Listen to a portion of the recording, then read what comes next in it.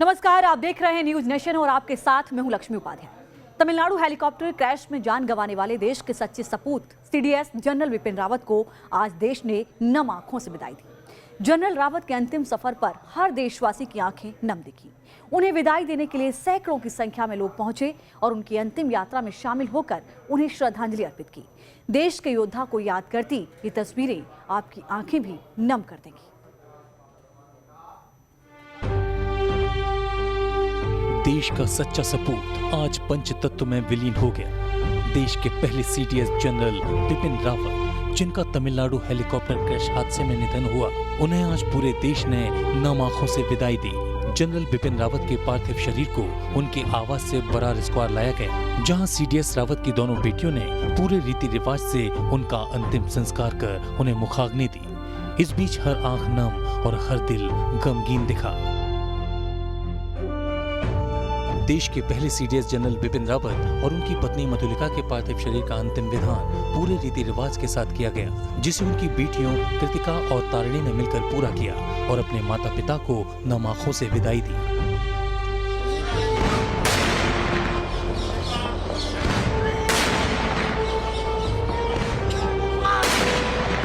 Brar square में CDS general Vipin Rawat को 17 तोपों की सलामी दी गई। इस दौरान 800 जवान समेत तमाम राजनीतिक और सामाजिक हस्तियां मौजूद रहीं। भारत के वीर सपूतों को न केवल देशवासियों ने श्रद्धांजलि दी, बल्कि देश के पहले सीडीएस को श्रद्धांजलि अर्पित करने के लिए दूसरे देशों से कमांडर भी पहुंचे। श्रीलंका, बांग्लादेश, भूटान, नेपाल और अन्य देशों के कमांडरों ने जनरल विपिन रावत को श्रद्धांजलि देकर उन्हें याद किया।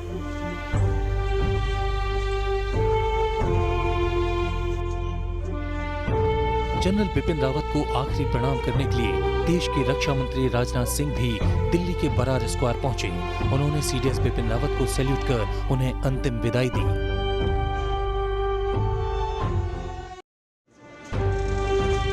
जनरल रावत के दिल्ली स्थित घर से जब उनके पार्थिव शरीर का अंतिम सफर शुरू हुआ, तो माहौल में देशभक्ति के नारे गूंज उठे। सेना के अफसरों ने जैसे ही पार्थिव शरीर को अपने कंधों पर उठाया,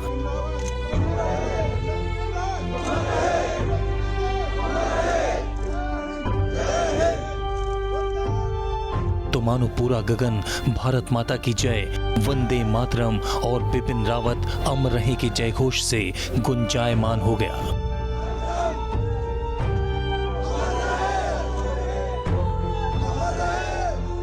विपिन रावत और उनकी पत्नी के पार्थिव शरीर को ट्रक पर रखा गया, जिसके बाद उनका अंतिम सफर शुरू हुआ।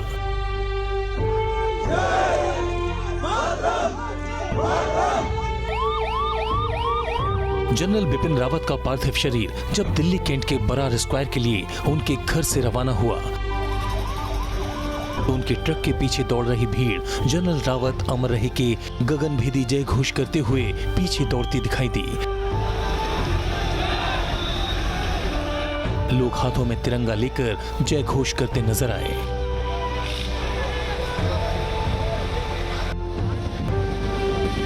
जनरल रावत की आखिरी विदाई के वक्त सैन्य बैंड बजाया गया।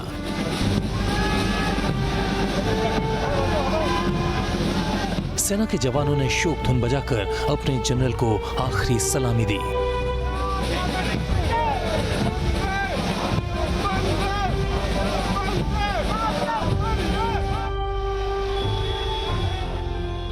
जनता की जनरल को अंतिम विदाई देने के लिए मानो पूरी दिल्ली सड़क पर उतर आई हो। लोग उस ट्रक के साथ साथ भागते हुए नजर आए, जिस ट्रक पर जनरल रावत के पार्थिव शरीर को रखा गया था। इस बीच लोगों ने हाथों में तिरंगा थामकर भागते हुए जनरल के शौर्य को अंतिम सलामी दी। तो वहीं कुछ लोगों ने जनरल विपिन रावत अमर रहे की तख्ती हाथों में पकड़कर उन्हें श्रद्धांजलि अर्पित की। जनरल विपिन रावत की बेटियों ने अपने माता पिता को आखिरी प्रणाम किया। जनरल रावत की दोनों बेटियां कृतिका और तारिणी ने अपने पिता जनरल रावत और मां मधुलिका के चरणों में पुष्पांजलि अर्पित करके उन्हें विदा किया। जनरल रावत की बेटी की गोद में मौजूद उनके नाती ने भी अपने नाना नानी को नमन किया। देश के गृह मंत्री अमित शाह ने भी देश के वीर सपूत सीडीएस जनरल विपिन रावत को नम आंखों से विदाई दी। उन्होंने जनरल रावत और उनकी पत्नी के पार्थिव शरीर पर पुष्प चक्र चढ़ाने के बाद उन्हें प्रणाम किया। बीजेपी के राष्ट्रीय अध्यक्ष जेपी नड्डा ने भी भारत मां के लाडले सपूत को याद किया। नड्डा ने दोनों दिवंगत आत्माओं के पार्थिव शरीर पर पुष्प अर्पित कर उन्हें श्रद्धांजलि दी। विदेश मंत्री एस जयशंकर ने जनरल बिपिन रावत को याद किया। वे भी जनरल रावत के आवास पर पहुंचे और जनरल रावत और उनकी पत्नी को पुष्प अर्पित कर आखिरी प्रणाम किया। देश की वीर सपूत सीडीएस जनरल बिपिन रावत को वित्त मंत्री निर्मला सीतारमण ने भी याद किया। वो सीडीएस बिपिन रावत के घर पहुंची। उन्होंने यहां पहुंचकर नम आंखों से जनरल रावत और उनकी पत्नी को आखिरी विदाई दी। सीतारमण ने उन्हें पुष्प चक्र अर्पित कर अपनी भाव विभोर श्रद्धांजलि अर्पित की और हाथ जोड़कर उनके पार्थिव शरीर को नमन किया। केंद्रीय कृषि मंत्री नरेंद्र सिंह तोमर ने भी जनरल रावत और उनकी पत्नी मधुलिका के पार्थिव शरीर पर पुष्प चढ़ाकर उन्हें श्रद्धांजलि दी। केंद्रीय महिला एवं बाल कल्याण मंत्री स्मृति ईरानी ने भी जनरल बिपिन रावत को अपने श्रद्धा सुमन अर्पित किए। स्मृति ईरानी ने जनरल रावत के घर पहुंचकर उन्हें और उनकी पत्नी को पुष्प चक्र अर्पित कर श्रद्धांजलि दी। केंद्रीय खेल मंत्री अनुराग ठाकुर भी जनरल रावत और उनकी पत्नी मधुलिका रावत को श्रद्धा सुमन अर्पित करने पहुंचे। उन्होंने हाथ जोड़कर दोनों के पार्थिव शरीर पर पुष्प अर्पित किए और दोनों को आखिरी प्रणाम किया। थल सेना के पूर्व अध्यक्ष और केंद्रीय राज्य मंत्री जनरल वीके सिंह ने भी जनता के जनरल सीडीएस बिपिन रावत को आखिरी सलामी दी। उन्होंने जनरल रावत को पुष्प चक्र अर्पित करने के बाद सैल्यूट किया। इस दौरान मौजूद उनकी पत्नी ने भी जनरल रावत को श्रद्धांजलि दी। उत्तर प्रदेश के मुख्यमंत्री योगी आदित्यनाथ भी देश के जनरल को आखिरी सलाम करने उनके निवास स्थान पर पहुंचे। इस दौरान उनके साथ उत्तराखंड के पूर्व मुख्यमंत्री त्रिवेंद्र सिंह रावत भी मौजूद रहे। दोनों नेताओं ने जनता के जनरल बिपिन रावत और उनकी पत्नी मधुलिका रावत को पुष्पांजलि अर्पित कर अंतिम विदाई दी। केंद्रीय मंत्री पीयूष गोयल और सांसद गौतम गंभीर ने भी रावत और उनकी पत्नी को श्रद्धासुमन अर्पित किए। पीयूष गोयल और गौतम गंभीर दोनों ने पुष्प चक्र चढ़ाकर जनरल रावत को याद किया। दिल्ली के मुख्यमंत्री अरविंद केजरीवाल ने भी अपनी संवेदनाएं जाहिर की। वो भी जनरल रावत और उनकी पत्नी को श्रद्धा सुमन अर्पित करने उनके आवास पहुंचे। केजरीवाल ने जनरल रावत और उनकी पत्नी को श्रद्धा सुमन अर्पित कर उन्हें याद किया।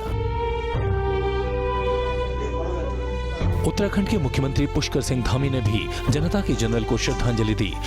धामी उनके आवास पर उन्हें अंतिम प्रणाम करने पहुंचे।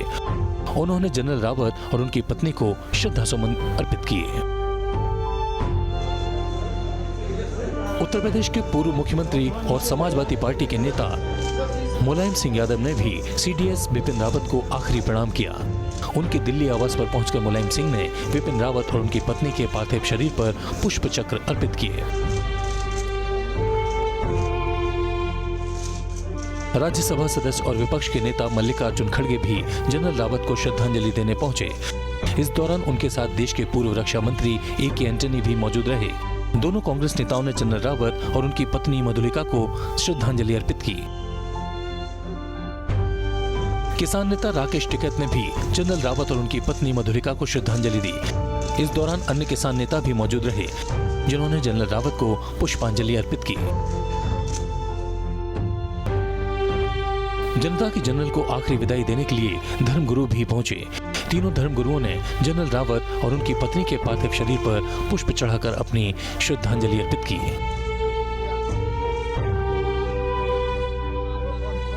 हेलीकॉप्टर हादसे में शहीद ब्रिगेडियर लखविंदर सिंह लिद्दर को लोगों ने भावभीनी श्रद्धांजलि दी। उनकी पत्नी गीतिका और बेटी आशना लिद्दर ने अपने पति और पिता को दिल्ली के बरार शमशान घाट पर अंतिम विदाई दी। लिद्दर हरियाणा के पंचकुला के रहने वाले थे और 1 साल से बिपिन रावत के स्टाफ में थे। रक्षा मंत्री राजनाथ सिंह ने ब्रिगेडियर लखविंदर सिंह लिद्दर को अपनी भावभीनी श्रद्धांजलि अर्पित की। उन्होंने पार्थिव देह पर पुष्प चक्र अर्पित कर ब्रिगेडियर को याद किया।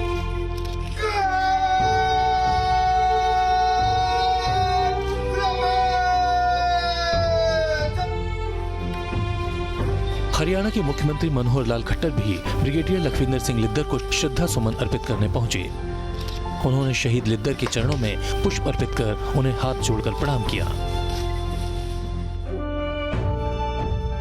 राष्ट्रीय सुरक्षा सलाहकार अजित डोभाल ने भी ब्रिगेडियर लखविंदर सिंह लिद्दर को श्रद्धांजलि दी।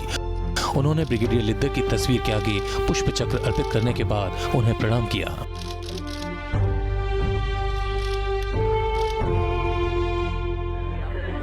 हेलीकॉप्टर क्रैश के दर्दनाक हादसे में स्क्वाड्रन लीडर कुलदीप सिंह भी शहीद हुए हैं। वो राजस्थान के झुंझुनू के रहने वाले थे। एक माँ का बेटा चला गया, इससे बड़ा दुख कोई और नहीं हो सकता।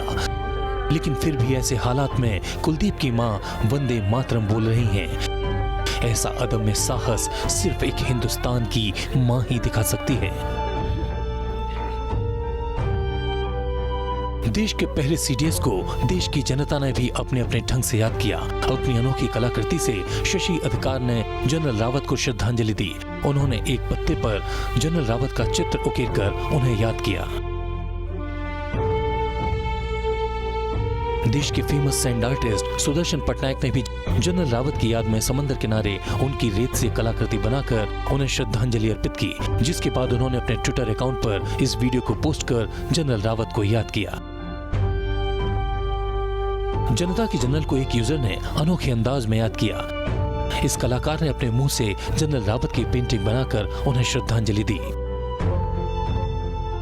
सोशल मीडिया पर इस यूजर ने जनता की जनरल विपिन रावत का पोर्ट्रेट बनाकर उन्हें याद किया। विपिन रावत की तस्वीर में इस शख्स ने जो रंग भरे वो आज भी उन्हें मानो जीवंत कर रहे हैं।